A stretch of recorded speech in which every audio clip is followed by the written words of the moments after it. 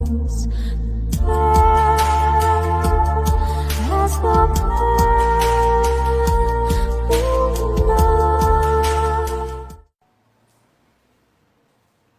tarde a todos, graças a Deus, mais uma vez aqui reunidos em nome de Deus. Programa Centelha Divina do Jardim de Oxalá, na sua 36ª entrevista. Hoje, dando continuidade, conversando com o nosso amoroso Pai João de Angola. Seja bem-vindo, Pai João, mais uma vez aqui na nossa casa. Graças a Deus. Que a paz esteja em nossos corações, esteja nos corações de todos aqueles que irão nos assistir e daqueles que estão ligados aos nossos assistentes. Salve!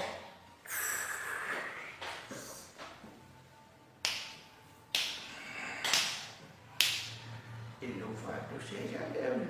Louvado seja Deus, graças a Deus, Pai João. Graças a Deus. Louvado seja Deus. Eu vou pedir ao senhor, se for possível, o senhor falar um pouquinho mais alto com a resposta, porque o nosso sistema aqui de gravação é um pouquinho deficiente. Se for possível, eu agradeço desde já.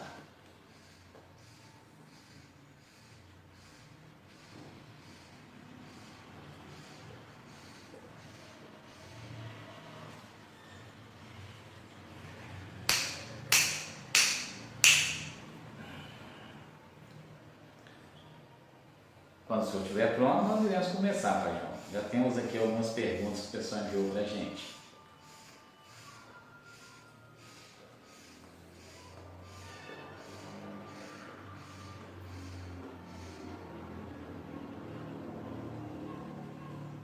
Podemos começar, filho. Oh, graças a Deus. Louvado seja Deus. Então vamos começar primeiro aqui com a pergunta da Tamara. Aliás, as 3 perguntas seguintes são dela. A sua bênção, Pai João. O senhor poderia descrever um pouco do que acontece no plano espiritual nos dias de atendimento nas casas espíritas e terreiros de Umbanda? Graças a Deus. Graças a Deus. Essa é uma dúvida de muitos e é uma pergunta muito importante. O que acontece no dia de atendimento espiritual? No plano espiritual, em cada casa de culto, seja Umbanda, seja kardecista, seja candomblé, é totalmente diferente. Os campos energéticos criados são específicos para agregar aqueles espíritos que vão se comunicar e os que vão receber o amparo. Então são trabalhos muito diferentes. Numa casa kardecista, onde o trabalho é mais próximo de um serviço social, os campos de energia são mais leves, mais utilizados, porque as pessoas que vão ali, encarnados e desencarnados, vão ali para receber uma orientação mais filosófica, Certo. mais psicológica, mais para compreender os ditames, os segredos da natureza humana. Não precisam chegar ali procurando saber aspectos profundos de magia, por exemplo, que não vai ter essa resposta. Assim como você não vai chegar com um tema de doutorado para tentar no início do ensino médio. Certamente. O que não quer dizer com isso que seja o caso do kardecismo, como é popularmente chamado, que não é ensino médio, pelo contrário, está mais avançado um pouco. Numa casa de...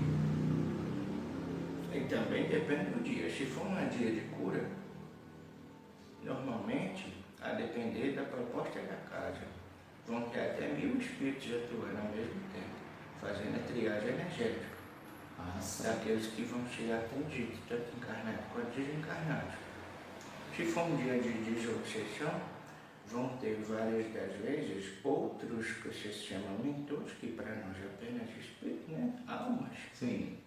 Mais específico para aquele tipo de serviço, com campos de força um pouco mais intensos e um trabalho de catequese, em certa parte, mas com a polícia espiritual ali presente. porque se precisar, tira e leva preso pelo tempo que for necessário e pedido pelos espíritos mais de cima. Num terreiro de Umbanda, são firmados para as giras que envolvem tanto ao mesmo tempo a cura, o passo, o aconselhamento e a desobsessão, que é tudo junto, precisa de campos de força mais intensos. Porque o karma em comum dos médios, dos espíritos e dos consulentes que chegam ali envolve magias no passado.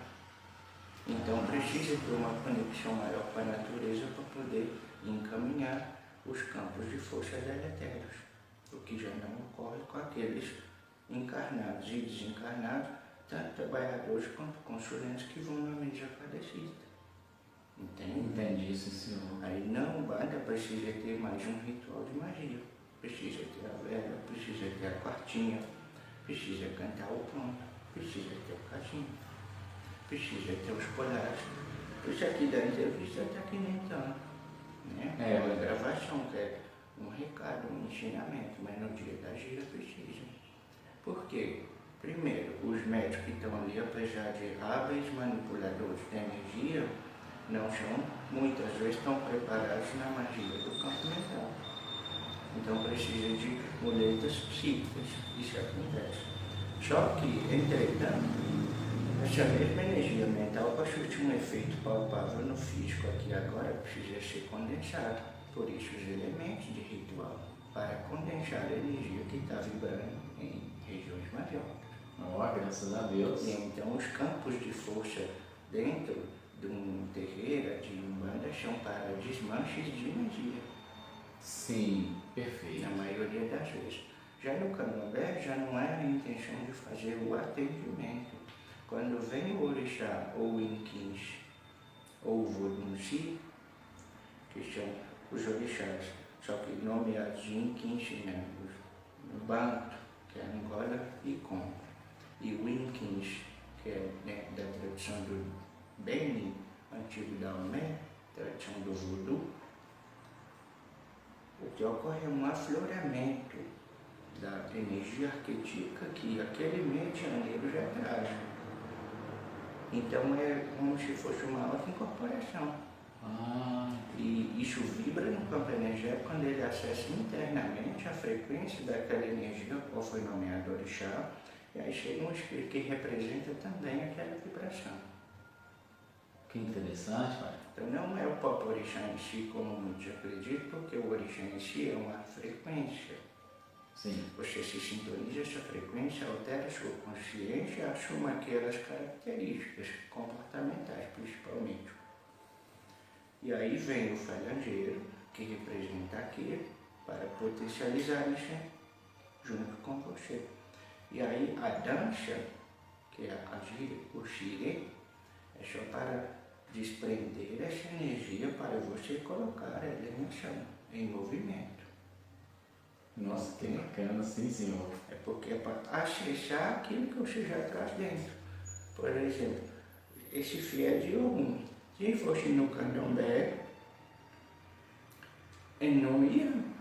Então, no Ogum, pela cabeça dele, ele ia aflorar a frequência Ogum que existe nele, por conta da média de pensamentos e comportamentos que ele carrega ao longo das vidas passadas. Perfeito. E aí, naquele momento de afloração dessa energia anímica e arquetípica, o que não quer dizer mistificação, só quer dizer que é um movimento de dentro da própria alma, aí vai se associar a um espírito que também representa essa energia de frequência alguma, aí vão juntar os dois ali. Aí vai falar, o santo desceu, não é bem o santo, mas representa tudo aquilo, é para representar, é para ativar aquela energia. O que se aflora interno, chega o externo e potencializa. Sim. Nossa. Assim como o profeta está incorporado, eu estou incorporado no fio agora, ele teve que elevar a frequência por reiki e orações. Senão não ia conseguir fazer. Entendeu? Para isso que existe o desenvolvimento. O Candomblé é para despertar esse potencial anímico e arquetípico, para aflorar a sua personalidade e extravasar ela num sentido, só que com uma profunda ritualística envolvida, para que através da simbologia se destrava o psiquismo. Então todos os ritos, as cantigas, as oferendas são para movimentar as energias para o seu destravamento psíquico. Entendi. Na Umbanda não é essa a finalidade, é pegar o encarnado, o mais desencarnado, seja médium, guia ou consulente, mais o assediador, que vocês costumam falar obsessor, e quebrar campos de magia. E no kardecismo é apenas o esclarecimento. São casos mais simples. Muito bom, Pai João, graças a Deus. Muito bem esclarecido, viu? Muito bom, graças a Deus. Essas perguntas são boas. Com certeza. As perguntas que poucos fazem. Sim, sim. E muitos têm essas dúvidas, né, Pai João? Aqui, ela pergunta também que nós estamos na quarentena, na quaresma do catolicismo. O povo de Israel passou 40 anos no deserto. 40 dias e 40 noites são descritos no dilúvio. 40 dias Jesus passou no deserto. O senhor poderia nos falar sobre o significado do número 40? Por favor? Na verdade não é o 40, é o 4. O 40 soma o 4, mas é 4. 4 é a base de qualquer coisa. As 4 direções, as 4 pontas dessa sala. Sim. Então é a solidez que lhe dá a estrutura interna para vencer a partir daí e diante. Compreende? Sim, senhor. A É base. isso que dá o culto. Sim. Todas as tradições do passado são repletas de simbologia. Tem que se entender a simbologia para entender o que elas dizem e não levar ao pé da letra. Tem muita coisa nas entrelinhas, nos textos antigos, tanto do judaísmo, quanto do catolicismo, quanto das várias outras tradições espirituais. Na tradição oral do Candomblé, nos livros antigos de Umbanda, hoje em dia as coisas estão mais claras, mas as coisas antigas ainda estão mal entendidas, porque foram sempre levadas ao pé da lei. Sim. Tem que entender o símbolo por trás. Assim como muitas passagens na Bíblia, né, Pai João? Podemos continuar aqui? A Kelly Cristina pergunta: qual que é o papel das religiões no atual contexto pelo qual a humanidade passa atualmente, Pai João? O mesmo papel de sempre, independente do contexto, te ajudar a elevar-se em fé para se conectar ao sagrado. Só isso. Sim. Nenhuma tem papel especial e nem nunca teve nem nunca vai ter. Nem o Espiritismo, que os adeptos, em sua maioria, acreditam que é a revelação última. Não é. Sem É dúvida. apenas mais um caminho para falar o que todos os outros já estão falando, só que de uma maneira específica. Nenhuma religião tem um papel de liderança ou de maior importância ou de alguma especificidade ali que serve para esse e não serve para aquele momento. São vias de tentativa de reconexão com Deus. Sim. E só existem porque são necessárias. Porque aqui, enquanto encarnados, vocês esquecem que não precisa de caminho para lhes conectar a Deus. Se vocês nunca tiverem desconectado, Louvado seja Deus, graças a Deus. só que isso é um entendimento que vem depois. Sim. Continuando aqui então, Pai João, outra pergunta da Kelly Cristina. Poderia nos explicar sobre Adão e Eva? O que realmente isso significa? Adão e Eva representam o princípio masculino e feminino do universo. Sim. As polaridades, positivo e feminino e negativo. O yin e o yang, né? Sim, senhor. Representa no início da humanidade aqui do planeta Terra o projeto de transformação genética dos macacos para transformar eles em humanos. Mas é só. Seria o início do livre-arbítrio, Pai João? Não? Seria a expressão da alma aqui vivendo a polaridade. Ah, sim. Entendi. O livre-arbítrio começa pelas ações Graças a Deus. e junto com ele a causa e efeito. Dentro da polaridade, porque neste mundo e neste universo tudo é dual. Perfeito. A Kelly também pergunta aqui, Pai João. É verdade que o fato de uma mãe grávida desejar ardentemente ter uma filha e no ato do nascimento nascer um menino, isso implicaria nele se tornar um homossexual no futuro? Depende. Não existe determinismo. Cada um é cada um.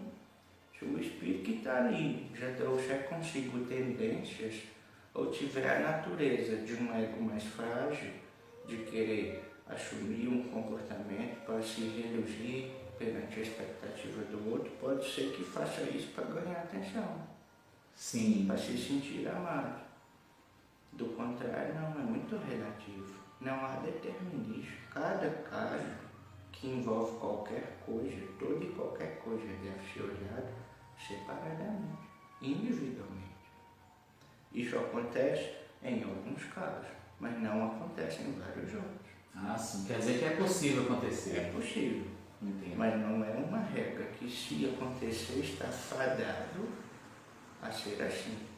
Entendi. A homossexualismo também não é nem doença e nem pecado. Eu quero deixar isso aqui bem claro. Com certeza. É uma forma de busca de manifestação do amor, que em outros planetas é muito comum. Salve, graças a Deus. O que vocês entendem como padrão de certo e errado na Terra serve só para a Terra.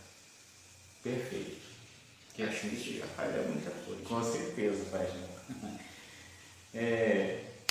Qual o sentido metafísico da fala do pó viestes e ao pó voltará? Também pergunta daqui. O que o pó veio foi o corpo, e o corpo vai voltar para a Terra. Sim. Vocês falam assim, não, é bíblico, você veio do barro e depois você vai voltar, né? Sim. Você não veio, você é alma, você veio de Deus. Assim como a matéria. Mas isso é para outros assuntos mais profundos. Porque a matéria também é espírito. Não existe a separação entre o que é sagrado e o que é profano, entre o que é material e o que é espiritual. Tudo é espiritual e tudo é sagrado. Mas isso é para um outro entendimento. Com certeza. Por hora, o que é importante deixar claro? Está tudo certo. O espírito vem experimentar as experiências e, através dela, pegar maturidade de pensamento, de atitude e de afeto.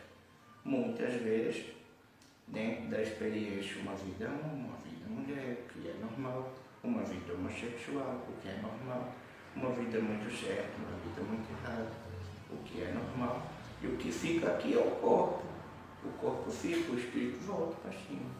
Certo. E quando o espírito entender que nem disso ele precisa passar para experimentar a criação em si, ele volta direto para o mundo, perdendo a individualidade. Mas isso é para outra assunto. Que bênção, graças a Deus, Paixão. Vamos dando a sequência, se o senhor permitir. Graças a Deus. Graças a Deus. Maurício Bernardinetti. Qual a média de tempo que os espíritos levam para reencarnar novamente? Nós que estamos aqui encarnados, já fizemos isso centenas de vezes ou isso é relativo? Tudo é relativo, não existe média nem parâmetro para nada. Existe vontade, desejo e necessidade. Sim. Se você deseja e sente necessidade, você vai concretizar. Seja positivo ou negativo, seja encarnado ou desencarnado. A reencarnação não acontece porque vocês têm dívidas do passado. Vou repetir. A reencarnação não acontece porque vocês têm dívidas do passado. Ela acontece porque vocês acreditam que precisa ressarcir dívidas do passado. Há, salvo a regra, a exceção das encarnações compulsórias de espíritos que estão muito polarizados no negativo. Sim. Aí eles encarnam mesmo sem querer, para ter experiências de dor para ver se desperta. Mas o normal, visto nós aqui da outra plana, outra dimensão, no entendimento que já temos hoje, a reencarnação em si, ela cumpre um papel também como tudo que existe temporário. Chega um momento que ela se torna desnecessária, quando você compreende. Não há nada a ser ressarcido, nada a ser quitado, nada a ser pago. As ações, as sensações, os sentimentos e os pensamentos quando envolvido em tudo que você faz, em cada atitude e comportamento, são para te despertar lucidez espiritual. Quando você adquire essa lucidez espiritual, você não precisa mais viver a ação prática daquela experiência. Sim. Nossa, Mas isso é por um entendimento mais à frente. Que assim seja, graças a Deus. Não existe média. Se você achar que ficou devendo algum filho ou alguma filha, o que quer que seja, e querer reencarnar para ressarcir, você vai reencarnar porque você quis ressarcir. Mas diante de Deus, não precisa. Porque aquela experiência é válida. Se você adquiriu a consciência em relação ao ato em si, você já pode fazer diferente. Por exemplo, deixando de fazer, apenas vibrando bons fluidos. Sim, perfeito. Só que, se falasse isso, por exemplo, na época de Kardec, ninguém ia querer fazer nada. Todo mundo ia querer ficar na zona de conforto. Então foi necessário, inclusive, deixar que o inconsciente coletivo, muito influenciado pela cultura católica, que muito influenciado pela cultura do judaísmo, fala que se você não mudar suas ações e compensar com novas ações positivas, você não vai estar agradando a Deus. Você não vai estar, em linguagem mais moderna, queimando o seu karma. Entendi. Foi necessário que se acreditasse nisso, mas isso é inverídico. Nas tradições do Oriente nunca se teve isso como uma verdade absoluta. Isso, como eu disse, respondendo à primeira pergunta da Fia Tamar. É muito relativo, foi muito levado ao pé da letra. Vocês têm que ler nas entrelinhas. É certo. É a tomada de consciência quanto à ação em si negativa e, a partir daí, vibrar positivo, não quer dizer agir positivo, pode ser apenas vibrar positivo, que corrige isso e cancela o que porventura vocês têm feito no passado. Graças a Deus. Que não existe punição. A misericórdia divina está acima de tudo, né, Pai? Vou consertar isso aqui. Existe punição nas regiões inferiores. Sim. Porque os espíritos acreditam que tem que descer o chinelo, né? Assim que vocês falam. É verdade. Não precisa. Não há nada a ser corrigido, não há nada a ser consertado, há que ser despertado. E quando se desperta, vibra em paz, em harmonia e amor, aí a vida flui. É só isso que precisa. Que bênção. Não precisa ficar dando chicotada em quem já morreu, não precisa ficar dando chicotada em quem está vivo. Eu, quando eu passei escravidão, eu passei por isso, porque assim me despertou consciência de que eu devia ser bom. Certamente. Mas não foi a ação em si, foi a consciência que despertou. Entendi. Mas uma coisa leva a outra, por isso que existe. Mas quando se descobre que não há necessidade, você vai pelo caminho mais fácil, que não é atalho, é o caminho da paz de espírito. Nossa, graças a Deus. Muito maravilhoso. Graças a Deus, Pai João. Algumas pessoas, o Maurício que pergunta também, dizem que o que se passa com a gente foi escolhido antes de nascer. E temos que passar por essas escolhas. Se tudo não dá certo, tem um plano B, um plano C, um plano D. Isso é real, não tem nada a ver também essa pré-escolha, Pai João? Isso existe, mas deixa eu explicar como é de fato. Você ter escolhido não quer dizer que foi voluntária e de maneira consciente. Muitas vezes é pelas suas ações do passado que se acumularam, se avolumaram, criaram a prerrogativa de que assim viesse a ser, como correspondência da lei de causa e efeito. Não quer dizer que você estava olhando no escritório antes de encarnar e falou assim, eu quero passar por isso. Às vezes existe, pois o espírito que tem muita lucidez desde antes de vir para a matéria, o que são raríssimas exceções, são raros casos. Sim. Entendeu? Então, o acúmulo de situações, de atitudes, de inconsciência ou de consciência no seu passado, quando das ações tomadas e principalmente o que você sentia e o grau de consciência que você tinha quando fazia o que quer que seja, gera prerrogativa para você ter que passar isso ou aquilo. Mas sempre haverá caminhos B, C e D, que são as múltiplas possibilidades. O que é falado é que normalmente há mais 12 linhas de atuação que fica como se fosse o jogador reserva. Ah, sim. Entendeu? Sim, senhor. Que bacana. Isso está acontecendo na sua vida. É? E isso está começando a acontecer na vida desse filho. A linha original vai chegar um tempo de acordo com o que está sendo compreendido. A partir de então, gera-se a possibilidade de alterar o caminho para uma linha B, C ou D que seja mais suave. Graças a Deus. Porque é assim que é a vida. Louvado seja Deus. Não existe determinismo. Não existe. Se o fim vem, por exemplo, para dirigir uns 140 anos, mas chega aqui e se comporta negativamente ao longo da vida inteira, muito provavelmente isso vai ser cortado e postergado para uma encarnação futura ou não, porque isso depende da consciência e do padrão médio de sentimentos enquanto faz. Correto. Mas se o oposto acontece, aprende a se ser mais leve, mais suave, mais pacífico. Os 40 eu posso reduzir para 15. Ah, sim, sim. Ou os 15 posso reduzir para 10. Ou o que seria, por exemplo, algum filho. Isso é uma situação hipotética, tá? Entendo, sim, senhor. Algum filho, este ou aquele X ou Y, tivesse que ser dirigente espírita, mas aqui encarnado ele acaba aderindo muito ao candomblé. Existe até diferença de karma, vamos dizer assim. Aí ele seria dirigente kardecista, vai ser dirigente numa casa, ser babalorixá. Ou no meio do caminho ele gosta de se tornar um adepto do budismo e quer ir lá para a montanha e ficar meditando. Vai com Deus.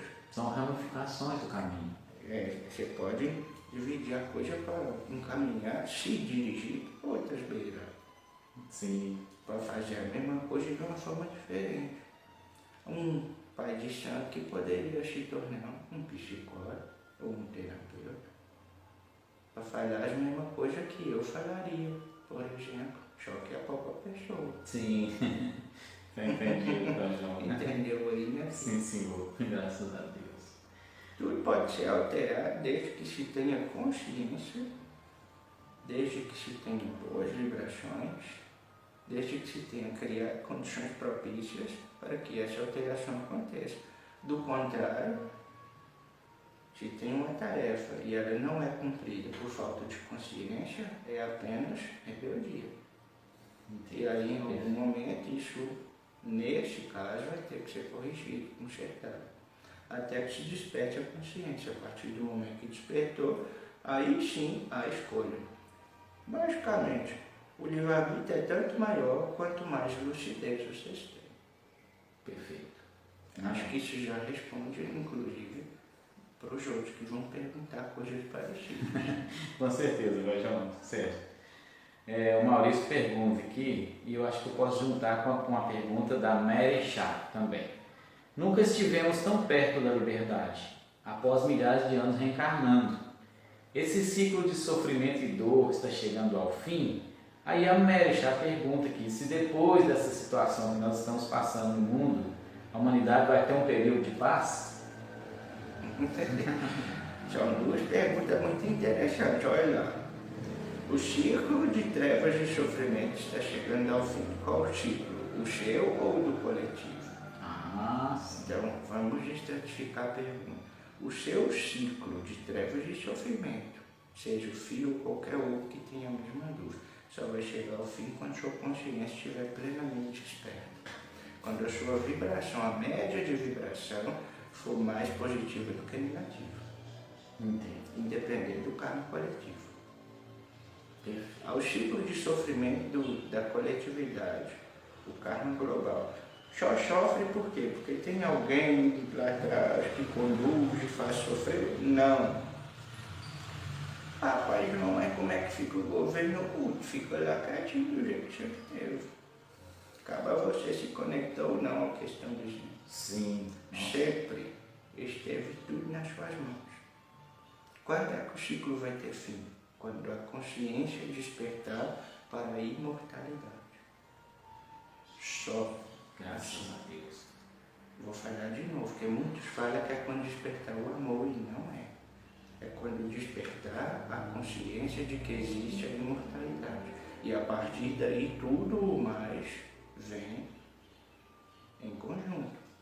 Porque se eu sei e constatei em mim, pode ser que nenhum dos outros acredite que a imortalidade é assim verdadeiramente, eu vou ter que agir com mais paciência, eu vou ter que agir com mais afeto, com mais carinho, com mais respeito, com mais amor, com menos rebeldia, com mais tolerância. Então uma coisa está associada à outra.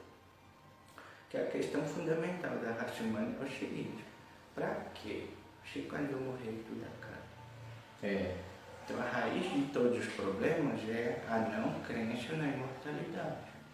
E não é porque tem algum tipo de governo oculto que te impede a acreditar nisso, é porque no fundo você não acredita. Que é o que de fora te atinge, só te atinge porque dentro ressoa, porque está igual. Se alguém te julga de alguma coisa que te ofende, é porque por dentro você também acha. Se alguém te fala uma coisa que te irrita, é porque por dentro você também acha. A saída é para dentro, nunca foi para fora. Não vai vir nada para salvar, não vai ter presidente super-herói igual vocês esperavam. Depois não vai ter, inclusive. São apenas espíritos comuns, vivendo uma experiência comum, temporariamente humana. Aqui com a única tarefa real de vida, que é despertar o próprio espírito, para que isso aqui é tudo temporário. E assim vou ter que ser mais amigo, mais amoroso, mais consciente, mais paciente. Sem dúvida, entendeu? A raiz e o ponto final é aí. Não tem ninguém de fora manipulando. Tem tentando, mas cabe você entrar na sintonia. Claro. Quando que vai mudar? Quando você falar que basta, que agora chega. Agora eu vou seguir na luz. Não atrás de gurus, apesar de que por um tempo eles se fazem necessários. Entendeu? Entendi, sim, senhor. Por um tempo se fazem necessários. Perfeito. Muito bem esclarecido. Não atrás de palestras, essas coisas, apesar que por um tempo se fazem necessários. Mas quando você tiver a certeza de que você é um espírito vivendo temporariamente na carne, temporariamente no corpo humano, temporariamente com essa personalidade, e que até isso vai passar, então você vai ser mais leve, porque você vai agir não mais por impulso, não mais de maneira irracional e refletida, mas vai ser impelido a agir de maneira consciente, para delicadeza, por respeito ao outro ser humano. Por que as empresas, apesar de cumprir o papel delas, que é unicamente gerar lucros, a empresa não tem que despertar o espírito de ninguém, tem que gerar lucro. O que tem que despertar o espírito é a própria pessoa. Então, o sistema financeiro está cumprindo o papel de sistema financeiro. Você não concorda? Concordo plenamente. Isso não vai mudar. Você que vai mudar a sua relação para com o dinheiro, por exemplo. Sim, certamente. Com o tempo haverá a tendência, respondendo a FIA agora, Sim. de que essas relações para com o dinheiro, para com o consumismo, sejam mais brandas, mais equilibradas, porque vocês vão deixar de gastar para exibir, vão deixar de gastar por medo, vão deixar de gastar por apego, vão deixar de gastar para competir. Porque quando você desperta a lucidez de que são espíritos aqui temporariamente, vocês vão deixar de querer provar as coisas. Nossa. E aí, depois dessa crise, o que vai ficar? Pode ser que tenha uma crise financeira em vários países. Por quê? A humanidade encarnada hoje, os espíritos coletivamente chamados de humanidade, porque estão aqui, porque nunca deixaram nem deixaram de ser espíritos, independente de onde esteja, normalmente aprende através do sofrimento. Mas isso pode ser mudado, primeiro individual, depois coletivamente, por efeito espiral. Vai só expandindo. Sim. Vai contagiando positivamente, como eu costumo dizer. Entendi, sim, senhor. De um passa para mais um, que passa para mais dois, que passa para mais quatro, vai só multiplicando. Perfeito. Para que depois se compreenda que a relação suas com o comércio, com o dinheiro, com o outro ser humano, com a natureza, devem ser, preferencialmente, mais educadas, mais responsáveis. Certamente. A crise vem para despertar o espírito, que o espírito desperto faz com que a consciência desça por aqui e agora ações mais ponderadas. E é isso que precisa. A Terra, para entrar em quinta dimensão, não vai ficar sutil e rarefeita, nem vai precisar descer na praça pública. Precisa de vocês aprender a ser humanos mais equilibrados. E para que isso aconteça, precisa perder o medo e tirar a crença de que morreu, acabou. É só isso. E aí, quando as outras coisas programadas, por exemplo, a descida de naves, o contato pela ciência, através de equipamentos com as outras dimensões, aí só vão vir confirmar o que vocês já sabiam. Sim. Aí quando acontecer isso, isso eu já estou careca de saber. Entendeu? Entendi, sim, senhor. Perfeito, Pai. Graças a Deus. Já estamos aqui quase no final, Pai João. Temos mais duas perguntas. O Marcílio Catarino pergunta aqui: estamos nos aproximando da data em que os cristãos reverenciam o flagelo do divino Rabi Galileu. Esse episódio ocorreu tal qual nos narram os evangelhos? Jesus de fato morreu na cruz? Morreu. Só que ressuscitou. E vazou. Sim. Tem muita coisa que é exposição excessiva do sofrimento, porque o sofrimento comove. E se você se comove com o sofrimento do outro, de alguma maneira a sua empatia gera uma possibilidade de manipulação. Sim. E a igreja antiga sabiamente fez isso para o controle da massa. Isso sim aconteceu, infelizmente, eu posso falar como um ex-bispo espanhol. Certo. Isso sim aconteceu, teve muita manipulação. Para quem quiser saber, eu fui o cardeal Cisneros, um bispo inquisidor na época na Espanha. Graças a Deus. Só que aí o que acontece aqui?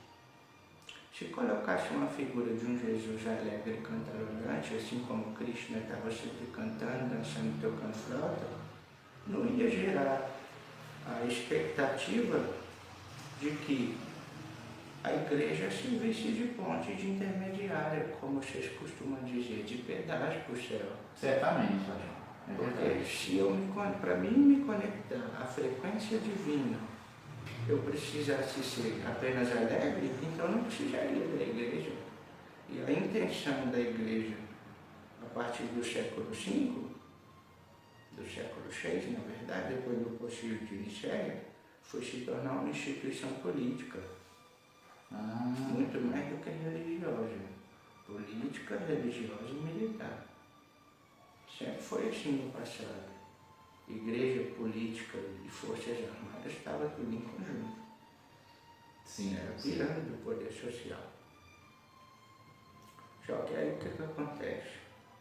Voltando ao que interessa, mas isso é importante ter falado. Claro. Jesus morreu na cruz? Sim.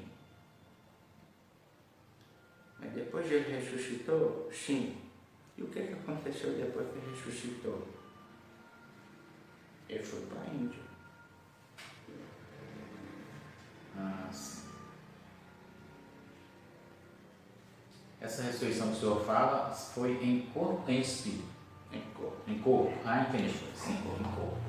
Ô filho, para seres divinamente avançados, desmaterialize e rematerialize o corpo na hora que eles quiserem. Certo. Para eles é brincadeira.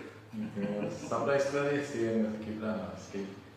Perfeito. Ele não apenas se materializava, como dizem alguns, eles ficavam totalmente encarnados e depois se desmaterializava e voltava para o plano espiritual a bel prazer. Assim como existem outros até hoje que fazem isso. Entendo. Nossa. Quanta revelação, Pai, graças a Deus. Revelação só para alguns outros filhos. Verdade, sim, senhor. Aqui nós temos a última pergunta, na verdade não é uma pergunta que nós já estamos encerrando. A Jacinta Rodrigues, Pai João, ela dá um salve para o senhor e pede, eu aproveito já para pedir para encerrar, para o senhor nos honrar com uma prece, por favor. Graças a Deus, isso vai ser o fim da entrevista, tá bom? Sim, senhor, graças a Deus. Vou pedir para cada um dos que assistir essas palavras, para fechar os olhos e imaginar que do céu desce uma cachoeira muito grande em cima da cabeça de vocês.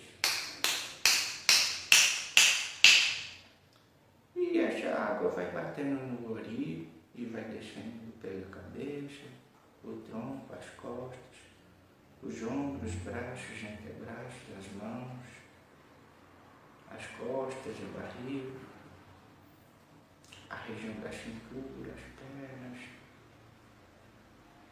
os joelhos, as canelas, as panturrilhas, os tornozelos e os pés, relaxando toda a sua musculatura. Aguçem os 5 sentidos. Tentem lembrar de quão fria é uma água da cachoeira. Tentem lembrar da pedra fria sobre os seus pés. Sintam a textura dela para fortalecer essa visualização criativa. Lembrem-se do aroma de uma cachoeira, do mato próximo, molhado. Tentem se lembrar e sentir novamente a sensação física da água escorrendo por sobre o corpo. Daqueles arrepios da eletricidade circulando pelo organismo.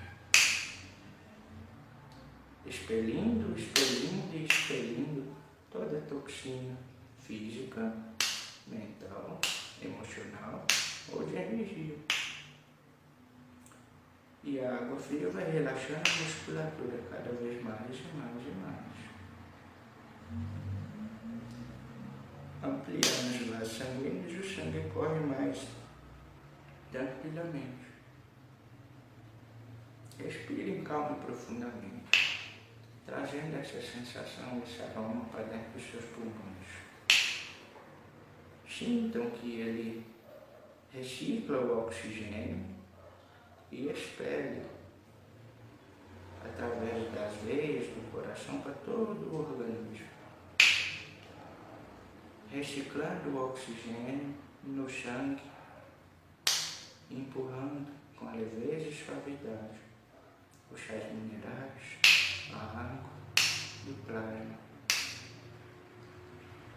abençoando todos os tecidos, os ossos, as células, os músculos, todos os sistemas do organismo e o corpo inteiro, da cabeça aos pés e dos pés à cabeça, voltando para o coração. E a cada respiração e a cada bombear do coração, o corpo fica mais leve, mais relaxado e mais purificado.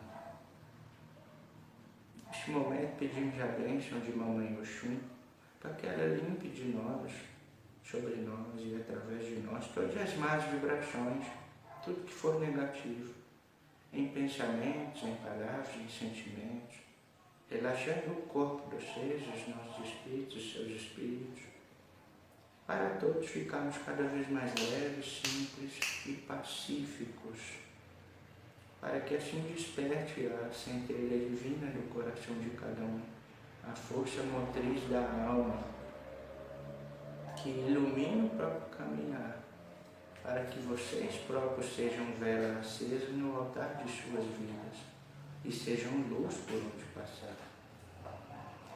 E que essa luz do coração seja tão quente e tão quente, que queime toda possibilidade no campo energético, ou no corpo físico, ou no campo mental, ou no campo emocional, de somatização ou ruptura por todo qualquer vírus e bactéria, seja queimado agora e expelido do corpo, sendo levado pela água.